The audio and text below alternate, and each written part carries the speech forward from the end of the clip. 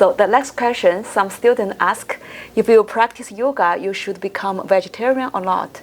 Or how about the yoga influence your eating habits, and the eating habits, how to influence the yoga practice? Okay, good question.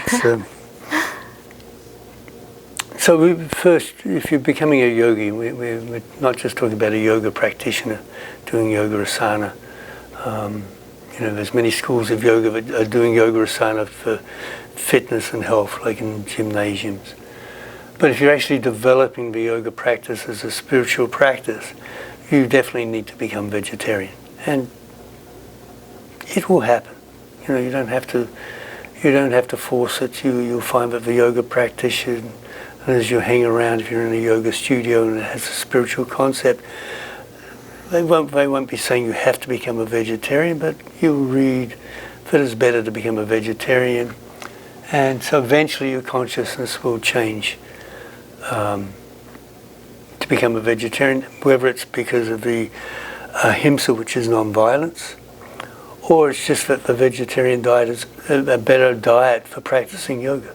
So you have this aspect. If you're a vegetarian, it's going to make the body more loose, allow the flow of chi to happen more easily. So that's the incentive to become vegetarian, and the influence the yoga is going to have on your mentality.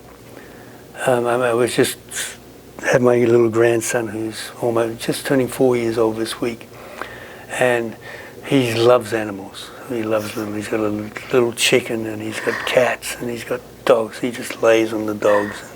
He loves to see cows and animals. And so last week he suddenly said, I don't want to eat meat. I want to be vegetarian.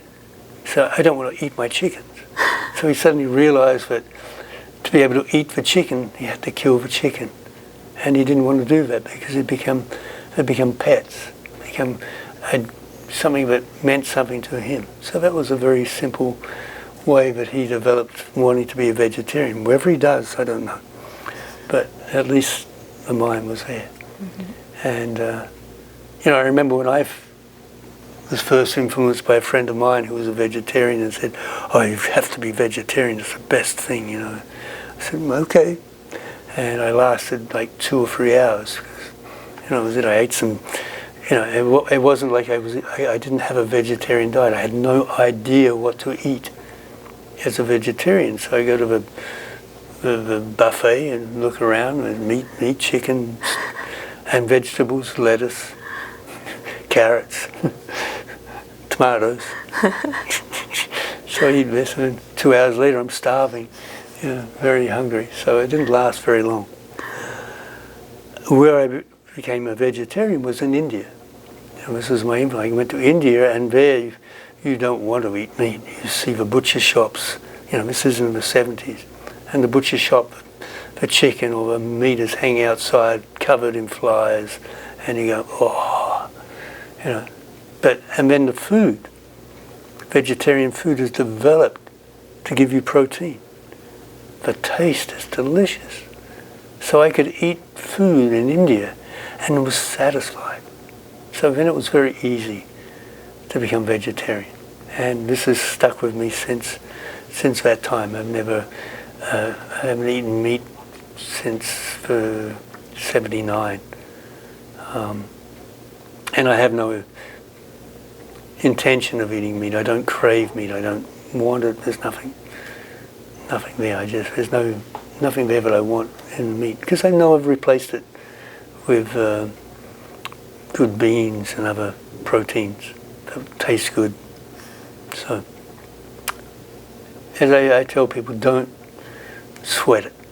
Don't worry about being vegetarian. Just do your practice, and at some stage, you won't be able to avoid it, whether it's now or later, the next life. You won't be able to avoid it. You will become vegetarian.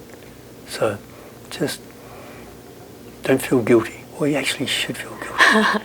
Feel a little guilty. If you feel a little guilty, then it's going to influence your mind, and everything will happen automatically. It will happen automatically. Let it develop. And it's a sign of a spiritual path. As your development in the spiritual path heightens, then these things will disappear. You won't want them. So it's that simple. Just practice yoga. Okay. Thank you. Thank you.